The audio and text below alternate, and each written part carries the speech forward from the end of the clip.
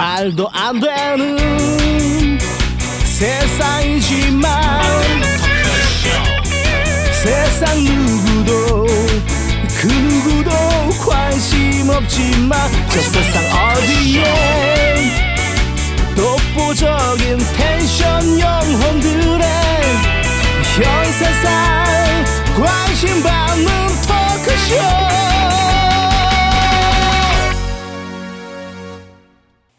B급 감성 까칠한 남자들의 토크쇼 까톡. 여러분들 지금 또 가을은 무슨 계절이죠?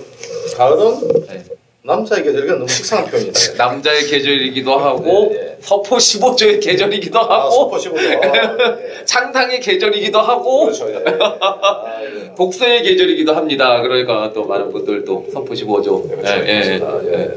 많이 읽어주시면 좋을 것 같고요. 예. 예. 내가 참 네, 이야기 네, 나왔으니까 예, 또 예. 오늘 아까 또 댓글 다는 놈 중에 한 놈 보니까 난 놈이라고 그래요. 재수없어. 또 책 장사하고 있네 이래서 예. 우리 사무실로 누군가가 뭐 50건을 사서 네. 50건 살 돈을 보내주겠다 좀 나눠줘라. 네. 내지는 책을 사서 자기가 보내줄 거니까 나눠줘라. 네. 몇십 건씩. 네. 제가 몇 건 왔어요. 네. 나 전부 거절했어요.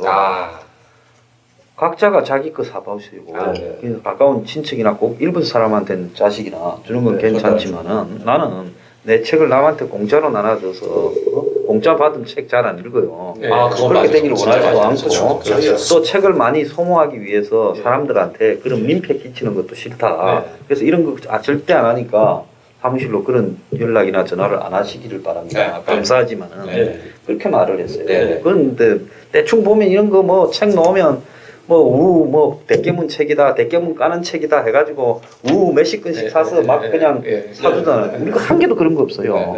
그래서 내가 그걸 갖다가 안 하고 그러니까 그거는 분명히 이야기를 내가 좀 해주고자 하는 거고. 네네. 자, 어떤 분이 이제 사연을 보내왔어요. 네. 소장님 사무실에 항상 백합꽃이 있어요. 릴리. 제가 제일 맡고 싶어하는 것이 백합향입니다. 남들이 흔히 사용하지 않는 백합 무슨 사용인지요?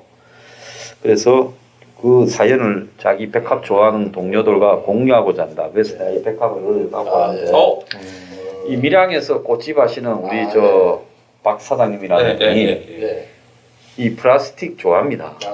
그래서 갖다 놨으니까 상하지 않으니까 항상 백합이 있지요. 그래서 그분의 이 사연 보내주신 분의 환상을 깨서 대단히 죄송한데 제가 사실은 이 심플한 꽃을 좋아합니다. 꽃이 막 이렇게 복잡한 꽃 싫어요.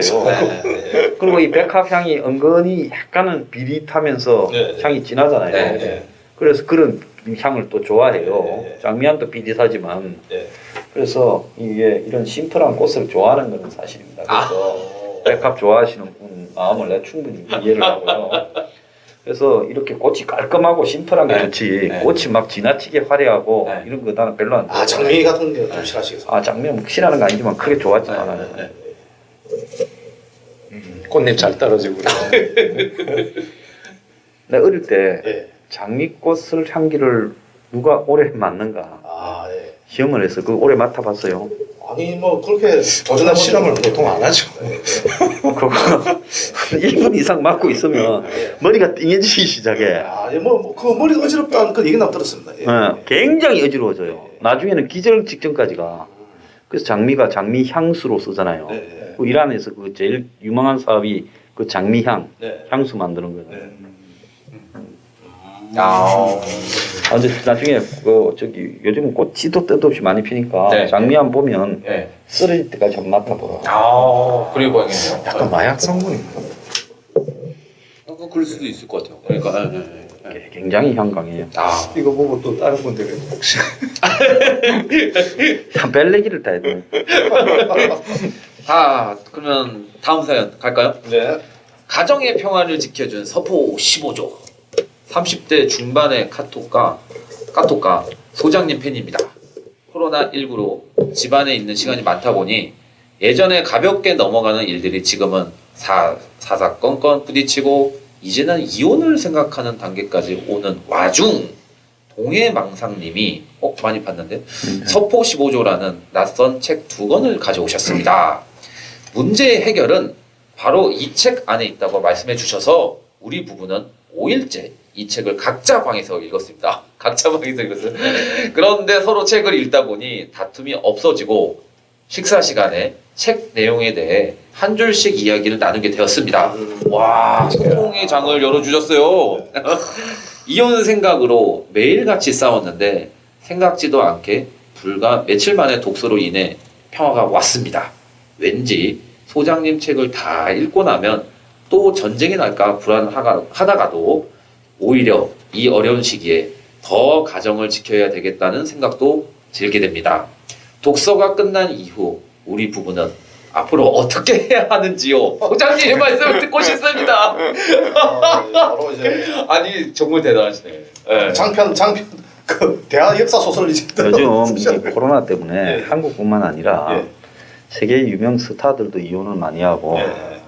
그러니까 같이 붙어 있다 보니까 장난아니에요. 그래서 보통 붙어 있는 시간이 평균적으로 뭐 한 2시간 반이다 뭐 이런 통계가 나온 게 있는데 하루에. 네. 그런데 굉장히 좀 싸우게 되는 거예요. 네. 특히 이 코로나로 인한 있는 부분이 이게 또 돈이 또 좀 안 되는 시절이잖아요. 네. 네, 그렇죠. 그러니까 서로 이렇게 싸울 수 있는 요인이 굉장히 많아요. 경제적으로. 예. 거기다 또 한 번 이제 요즘 중국에 홍콩에 이혼을 많이 하는데 왜 그런가니 맨날 출장 간다 하고 외부에 둔 네. 애인 집에 갔는데 출장을 못 가게 되니까 진짜 그렇네. 이제 애인이 그냥 안 있고 막 발광을 하니까 현지. 네, 현지. 현지처나 네. 예. 이제 이떨통이 나가지고 또 이혼도 많이 한대요.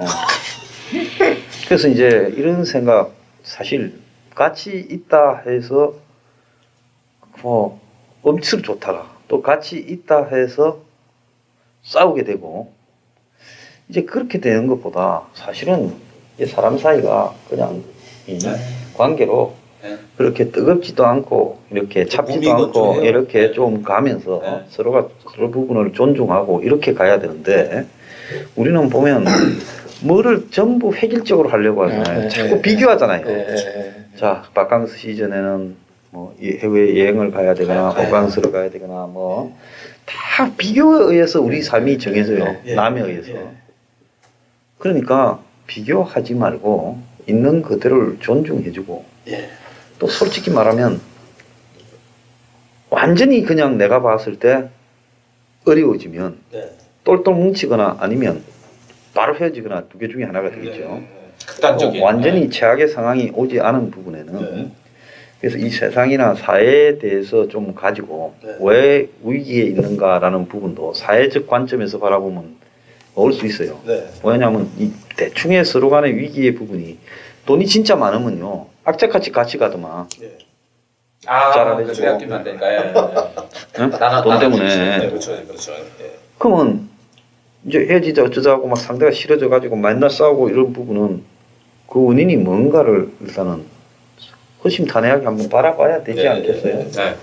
그러지 않습니까? 네, 맞습니다. 예, 그렇게 보면서 가면서 사회 문제나 이런 그 어떤 세상을 바라보는 문제 시각 그 속에서 내 삶이 영향을 받고 있다라는 거 이런 거를 좀 이야기를 하고 좀 공유를 해가면 네. 그래도 이 사사건건 부딪히는 문제에서 네.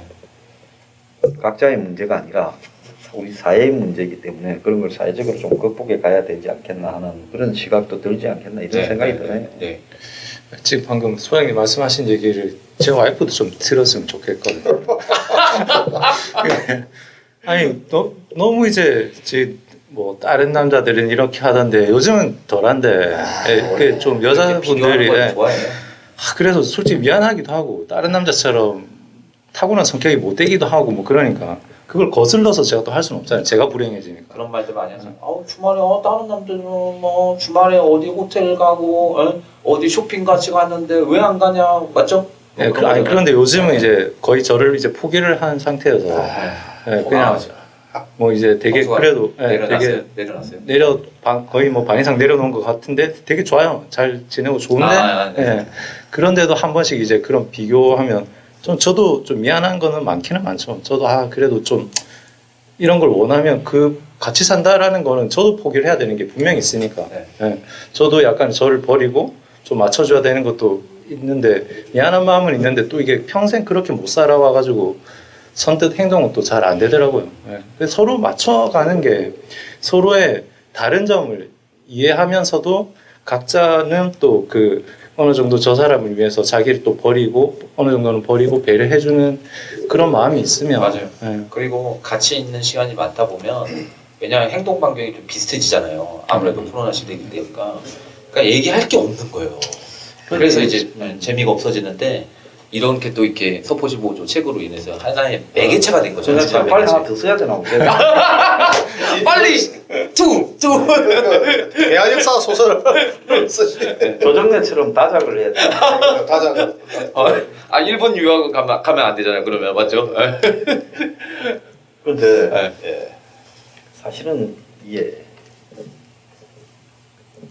그냥 기대를 서로 하지 말고 예.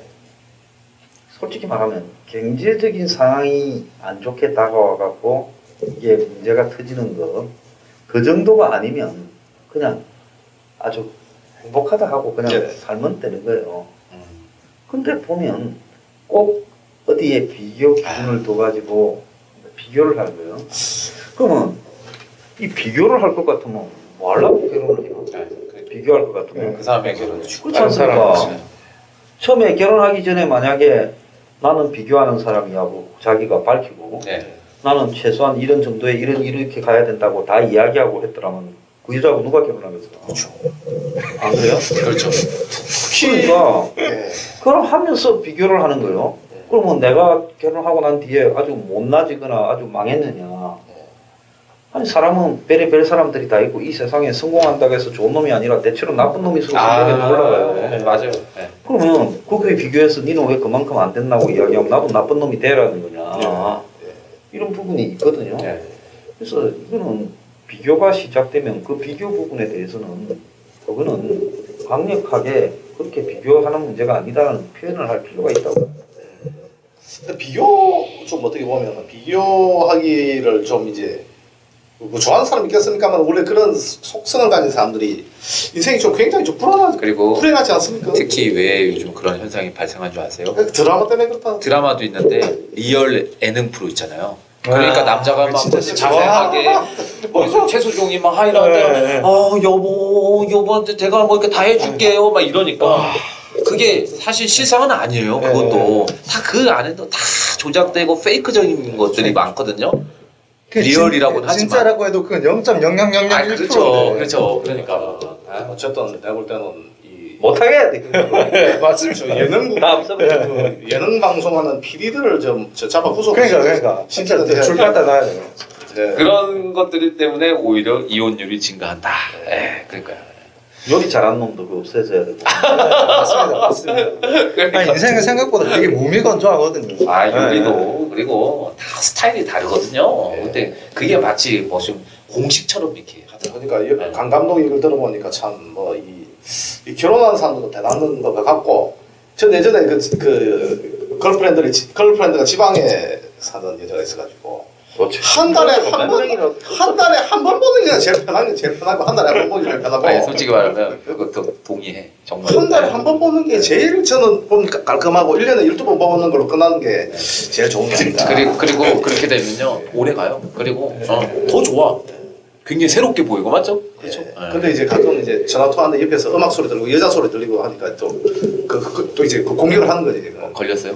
아니고 난 그게 아니고 이제 내가 보통 뮤직바에 가니까 전화 통화하면 옆에 여자 소리 들리고 음악 소리 들리지 않습니까? 남들. 그러니까 이 또 뭐 누구냐 이런 걸 하는데. The others. 근데 저도 이 생각해 보니까 정말 남과 비교를 하지 않는 도인 같은 여자가 있었습니다. 그 여자가 볼 때 정말 한자 선생님인데 마음씨가 참 비단결같이 그랬어요. 도일 같은 여자는 또 내가 싫어. 나못 나가. 근데 제가 볼 때는 참 이게 이 한자 선생. 한자 선생님인데 친중. 그 뭐 친중이 아니고 이제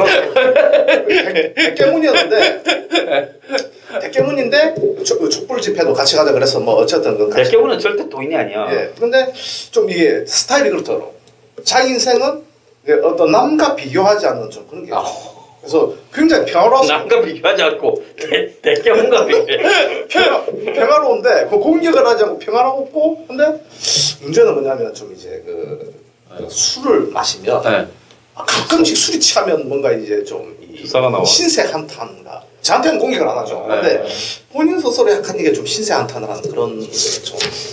그리고 이제 그 대선 때 왜 그 홍준표를 찍어내가지고 친섭적인 공격을 아니 직접만 못 상관이야. 그래서 이제 대깨문들은 참 사람이 그 보면 마음씨도 곱고 자기 수양도 잘 돼 있고 물질 세계에 연연하지도 않고 보니까 사람 괜찮은데 그 뭡니까 가끔씩 우리가 보면 뭐 어떤 시에 어떤 멋진 문구도 안 보내주고 근데 잘 나가다가 이제 삼천포로 완벽하게 빠져. 아니 근데 이게 되게 아이러니한 게 보통 남자들이 여자들도 보통 저기 나쁜 남자 뭐 이러지만 남자들도 되게 까칠하고 그런 여자들한테 좀 더 이렇게 매력을 느끼는 게 사실이잖아요. 그런 것도 있어요. 네, 근데 그게 뭐 또 이게 뭐 남녀 차별이다 맨날 이제 그런 이슈로 몰고 가지고 또 방금 같은 그런 분은 솔직히 남자들이 매력을 좀 많이 못 느끼는 게 근데 저는 뭐 사실 어떤 보면 성격이 제일 중요한 것 같습니다. 자, 두 사람 지금 막 빨리 진행하시죠. 그 노후 준비 좀 도와주세요, 소장님. 지방에 살고 있는 50대 초반 여성입니다. 8년 전쯤 이혼을 했고 일찍 결혼을 한 탓에 아들, 딸을 뒀는데 올 6월에 우리 막내딸까지 시집을 보내면서 자식들을 다 결혼에 성공시켰습니다. 경기 불안과 코로나 중 너무 다행스러운 것들은 둘 다 전문직입니다. 그래서 별로 걱정하지 않고 저도 아직까지 일을 하며 알뜰살뜰하게 돈을 모아 25평대 아파트 한 채도 샀습니다. 서론이 너무 길었죠. 그런데 제가 오늘 소장님께 상담받고 싶은 내용은 저도 슬슬 노후 준비를 해야 함에 따라 통장에 모아둔 돈 4천만 원으로 뭔가 해야 할 것 같은데 그러면 땅이라도 하나 사둬야 할지 아니면 이대로 계속 돈을 묶어놔야 하는지 고민이 됩니다.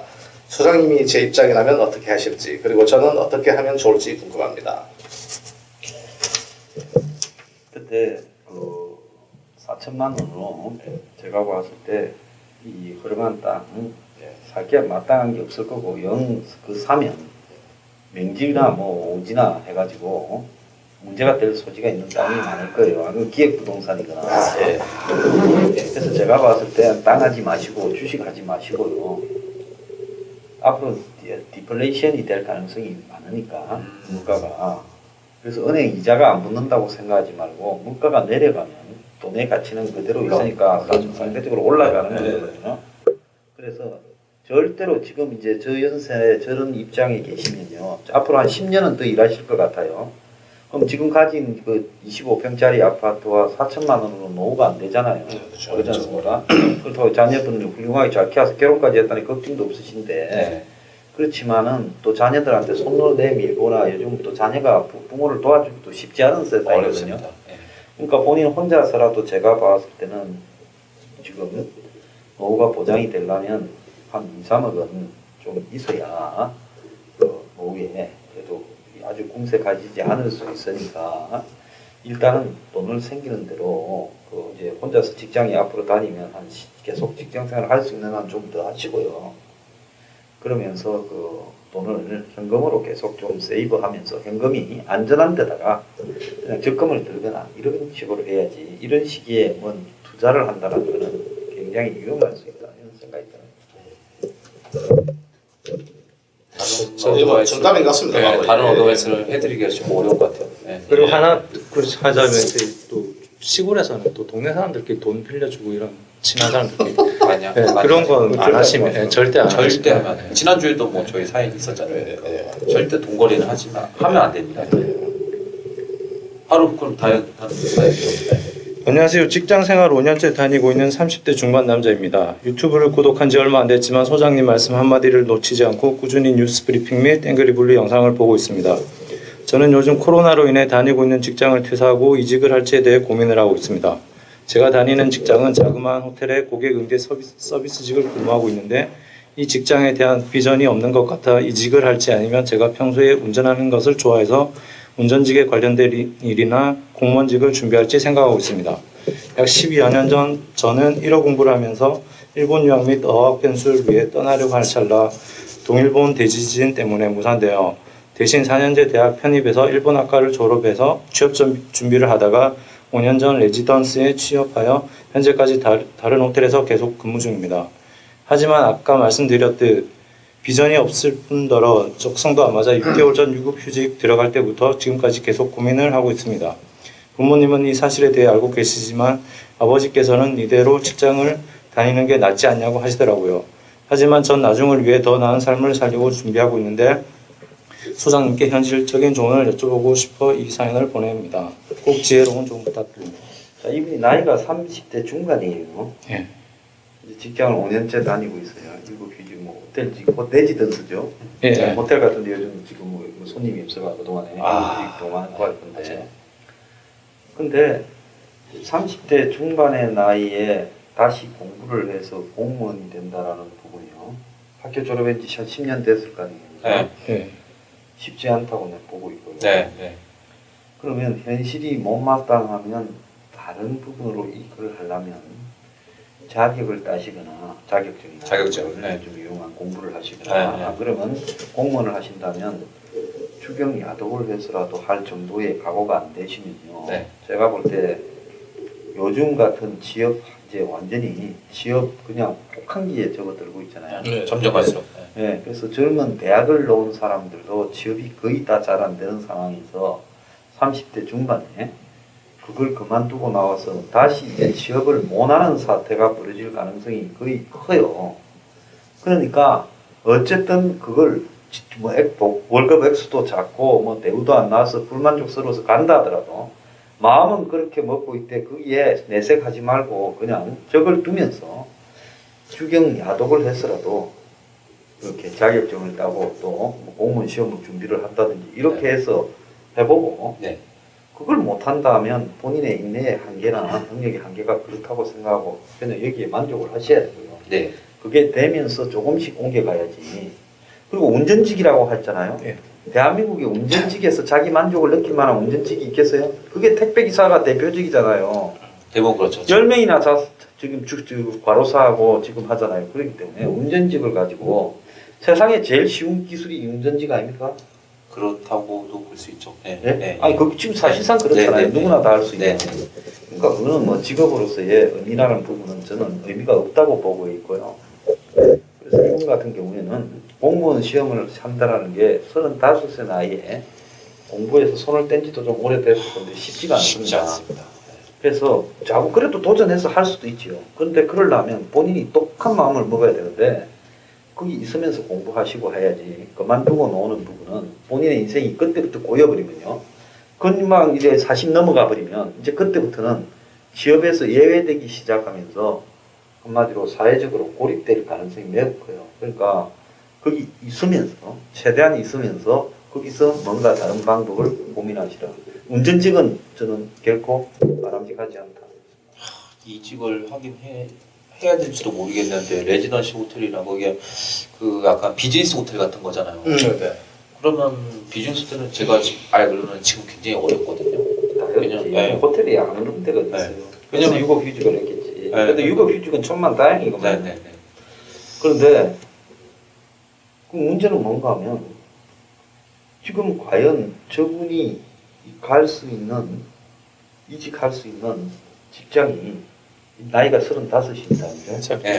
그러면 지금 자기 경력이라고는 호텔 같은 분야에서 서비스 경력직인데 사실은 그 경력직이 이직해서 동종 아니면 딴 데 가서 거기서의 경력으로 인정받기도 쉽지가 않잖아요. 사실 막 근데 동종 이 호텔 산업이나 이런 데는 뭐 특급 호텔이나 몇 개 이런 데 빼놓고는 지금 다 어렵잖아요. 중규모 호텔이나 레지던스나. 그래서 어떤 형태로든 직업이 지금 못마땅하실 거는 분명한데 있으면서 계획을 세워서 자격증을 딴다든지 기술을 차라리 뭐 중장비를 배운다든지 운전을 하고 싶으면 괜찮을 것 같아요. 네, 그러면서 이제 그런 부분으로 차근차근 한 5년이나 10년을 준비를 해서 옮겨가야지. 그러지 않고 그만두고 뭘 하겠다 하면 다시 그만두고 뭐가 안 될 가능성이 매우 커요.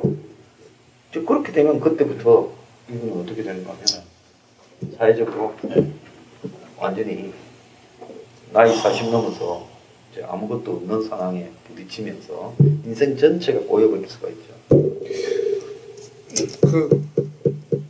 뭐 지금 하는 일이 마음에 안 들고 다른 일을 하고 싶은 거는 누구나 있을 수가 있잖아요. 그렇죠. 근데 이게 뭐 다른 직업을 비하는 게 아니라 뭐 운전직, 공무원직을 위해서 지금 하는 건 이거 지금 하고 있는 이거를 그만두는 거는 저도 좀 아니고. 아마 저기서 이제 공무원직도 내가 볼 때는 뭐 운전이나 기술 관련 뭐 이런 데를 말할 수 있죠. 그렇지만은 그건 뭐 어차피 누구나 다 할 수 있는 부분이라면 그 직의 대우가 좋을 리가 없지 않습니까? 그래서 지금 내가 볼 때는 이분은 여기서 그만두면 그 문제 생길 수 있다. 그렇기 때문에 어쨌든 저걸 붙들어내 두고 그 다음에 계속 뭐 야간에 공부를 하든지 기술을 따로 학원을 다니든지 아까 말한 중장비나 중장비. 뭐 용접이나 네. 이런 부분으로서 자기가 가진 기술로서 밥 벌어 먹을 그런 부분을 갖춰야 될 거라고 봅니다. 중장비 쪽은 제가 얘기 들었는데 연봉이 꽤 세더라고요. 아, 그거는 조금 괜찮죠. 괜찮고 어쨌든 뭐 요즘은 그 위험 부담을 크게 하면 할수록 참 그렇지 않습니까? 되돌리기 힘드니까. 네. 아니 좀 봐요. 좀 전문성이 있어야 되고. 대학을 나와도 지금 좋은 대학을 나와도 취직이 안 되는데 예. 30 중반을 누가 취업을 시키겠습니까? 예. 남 얘기가 특별한 전문성이 없다는 진짜. 점. 예. 그러니까 그만두는 순간에 사람이 일단 적이 없으면 예. 정신적으로 사회적으로 완전 고립돼. 맞습니다. 소속감. 네. 그거는 나중에 직장을 구하기도 어려워. 예. 정보를 얻기도 어려워진다. 네, 맞아요. 그러니까 어쨌든 저도 버티면서 네. 기술을 배워라. 호텔 쪽이면 뭐 요리 같은 거 좀 취미로 하다가 자격증 하나씩 뭐 따서 뭐 그런 식으로 또 변화해도 네, 변화, 괜찮죠. 삶의 변화를 그러니까 조금씩 어떻게든지 주는 기술을 네. 배우는 쪽으로 가시는 게 좋을 것 같아요. 제가 보죠. 네. 네.